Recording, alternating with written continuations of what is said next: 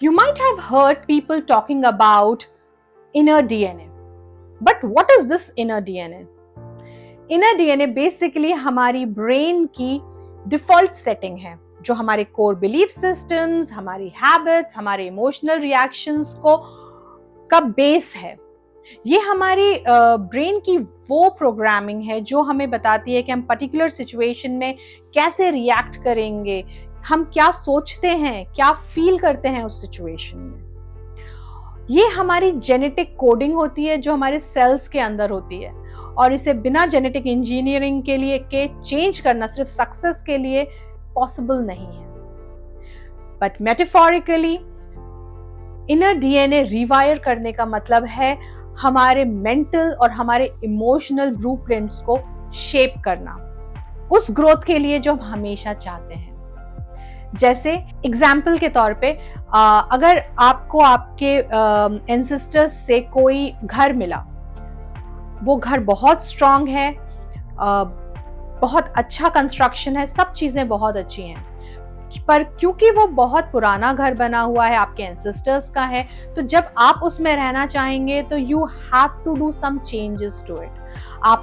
आपको उसमें modern immunities जोड़नी होंगी, कुछ फैसिलिटीज डालनी होंगी, कुछ नए डिजाइन्स इनकॉर्पोरेट करने होंगे, कुछ वायरिंग के अंदर चेंजेस करने होंगे। तो ये सारी चीजें हम क्यों करेंगे? क्योंकि हम उस घर के अंदर एक कंफर्टेबल लाइफ जी सकें। सेम वे हमें हमारे ब्रेन के साथ भी यही करना होगा। हमें कुछ एक्सपीरियंसेस मिले हुए हैं, कुछ पैटर्न्स बन गए हैं, कुछ चीजें हमें जेनेटिकली मिली हुई हैं जो कहीं ना कहीं हमें लाइफ में रोके हुए हैं, हमें आगे नहीं बढ़ने दे रही। तो वो चीजें हमें थोड़ी सी रेनोवेट करनी होंगी, हमारी ब्रेन को थोड़ा सा ट्विक करके रेनोवेट करना होगा। लेकिन अगर हम स्टबन हो जाएं कि नहीं, हमें कोई रेनोवेशन नहीं चाहिए, we can not change our patterns, we can not do any changes to the things, then we will feel stuck in that particular situation. We need to understand that with modern things we need to change ourselves because change is the only constant. हम results की बात करते हैं, पर हमें result oriented नहीं होना, हमें एफर्ट ओरिएंटेड होना है। क्योंकि रिजल्ट्स हमारे हाथ में नहीं है, लेकिन एफर्ट्स हमारे हाथ में है। हम छोटे छोटे ट्वीक्स करके, छोटे छोटे चेंजेस कॉन्स्टेंटली अपने पैटर्न्स में, अपने बिहेवियर्स में, अपने हैबिट्स में लाके हम वो जिंदगी जी सकते हैं जो हम हमेशा जीना चाहते हैं। हम उस सक्सेस को पा सकते हैं जो हम अपने लिए चाहते हैं। इनर डीएनए रिवायरिंग करना बहुत बड़ी चीज नहीं है, अपनी ब्रेन को रिवायर करना बहुत बड़ी चीज नहीं है। We just need to take simple steps to rewire our brain.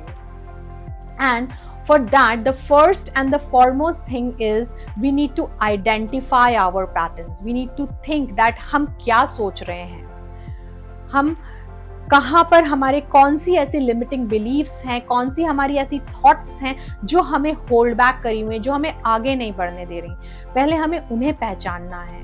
Then we need to question it कि are these thoughts really matters? Are these logical? If they are logical and if they make sense, you can stick to that.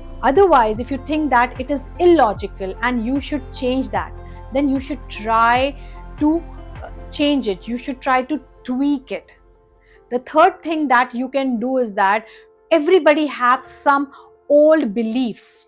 Like in our childhood, many of us have heard of like money brings problem, or money is not good, or I am not good enough. So these are the beliefs that are there, that are embedded in our mind. We need to counter them. We need to think wisely over them कि ये सारी जो beliefs हैं, ये सारी जो चीजें हैं, ये सारी क्या सही हैं? और अगर नहीं हैं तो we need to change it.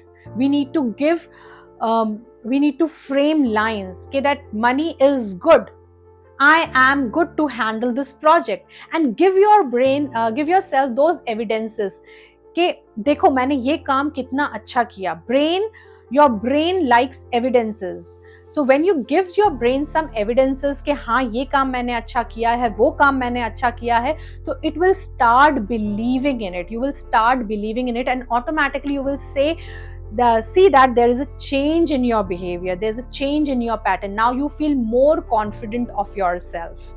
So this is very, very important to change the old patterns, the old belief system, and reframe your words like, everybody likes me, I'm really good at this, I have done a wonderful job.